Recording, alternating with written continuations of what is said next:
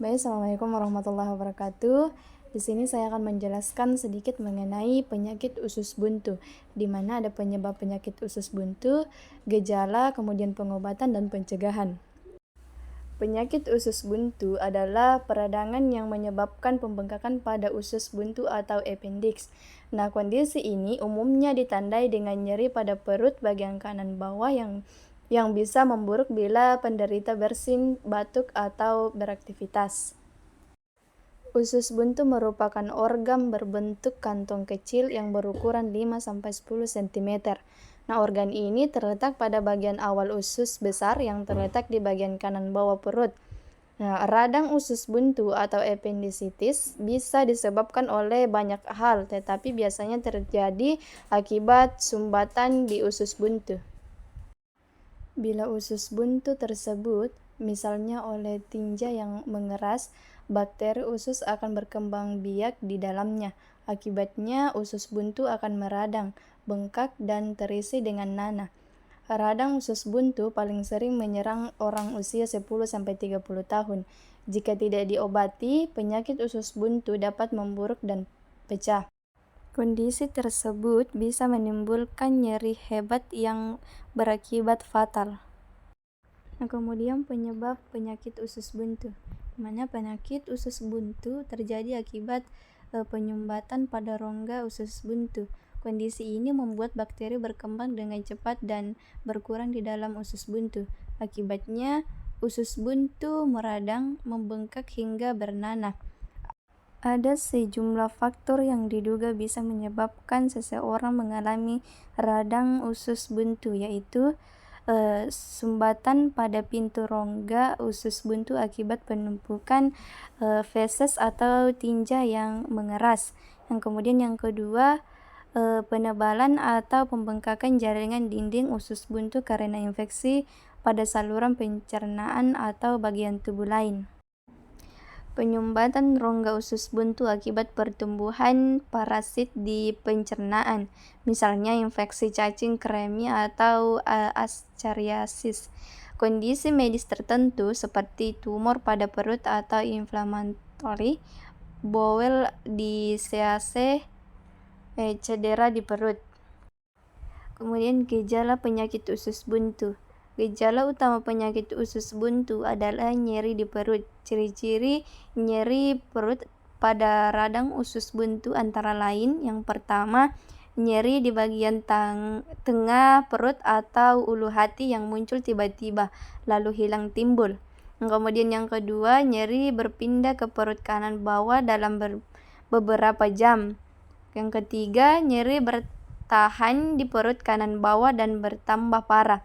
Kemudian yang terakhir, nyeri meningkat jika berjalan, batuk, bersin, atau perut kanan bawah ditekan. Di samping nyeri, penyakit usus buntu juga dapat disertai keluhan berikut. Yang pertama, mual dan muntah. Kemudian yang kedua, perut terasa penuh atau bengkak. Yang ketiga, demam dan menggigil. Yang keempat, lemah dan tidak nafsu makan.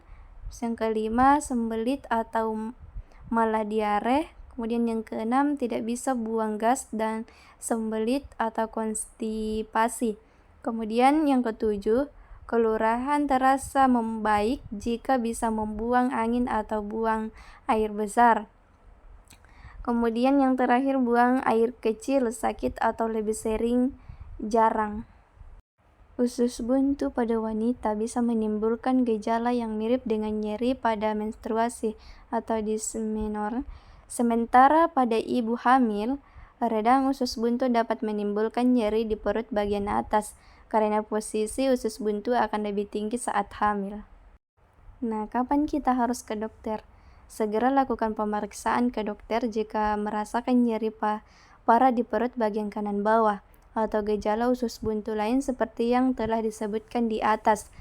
Makin cepat pemeriksaan dan penanganan dilakukan, makin baik pula peluang usus buntu untuk sembuh.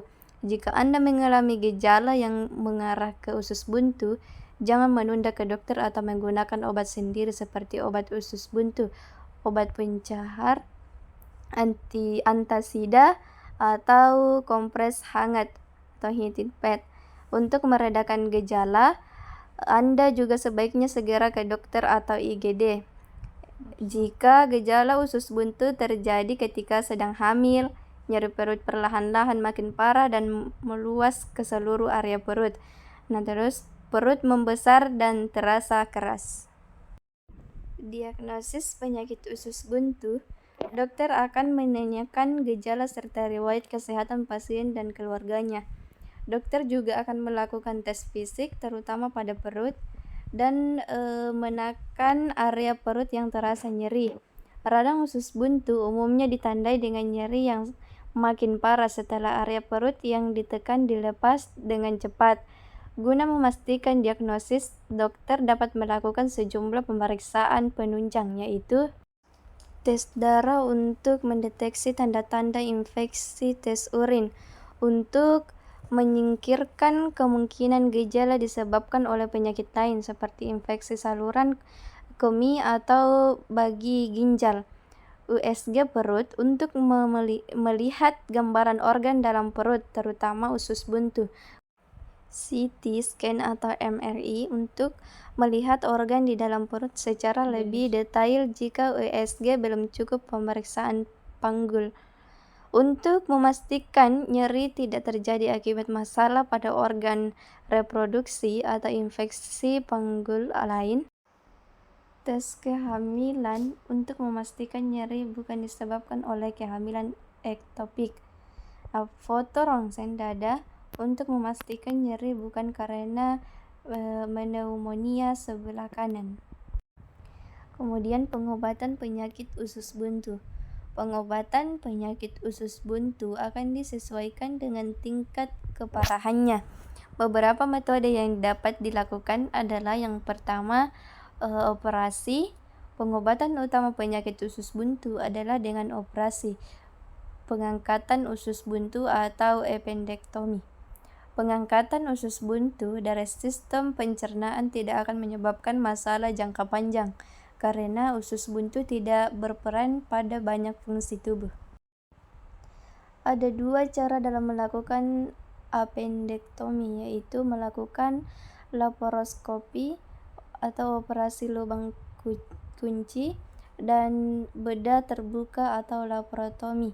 Kedua teknik bedah tersebut diawali dengan pemberian bius total kepada pasien. Kemudian abses atau kantong berisi nanah di rongga perut. Abses di rongga perut dapat terbentuk jika infeksi dari usus buntu menyebar ke seluruh rongga perut. Untuk mengatasi kondisi ini, dokter akan mengalirkan nanah pada abses keluar dan memberikan antibiotik. Setelah infeksi abses sembuh, dokter akan melanjutkan dengan operasi pengangkatan usus buntu. 1. Sepsi. Bakteri dari usus buntu yang pecah beresiko masuk ke aliran darah. Kondisi yang disebut dengan sepsis ini dapat menyebabkan peradangan yang menyeluruh. Jika tidak ditangani dengan cepat, sepsis dapat menyebabkan shock dan kematian. Baik, yang terakhir, pencegahan penyakit usus buntu. Meski cara mencegah usus buntu belum diketahui secara pasti, ada beberapa upaya yang bisa dilakukan untuk menghindari risiko terjadinya usus buntu. Yang pertama itu meningkatkan asupan sumber serat seperti buah dan sayur. Kemudian yang kedua, minum air putih yang cukup setiap harinya. Yang terakhir, mengonsumsi makanan yang mengandung probiotik, tidak menunda buang air besar. Baik, itulah beberapa penjelasan mengenai penyakit usus buntu. Kurang dan lebihnya mohon dimaafkan. Saya akhiri dengan ucapan wabillahi taufiq wal hidayah. Assalamualaikum warahmatullahi wabarakatuh.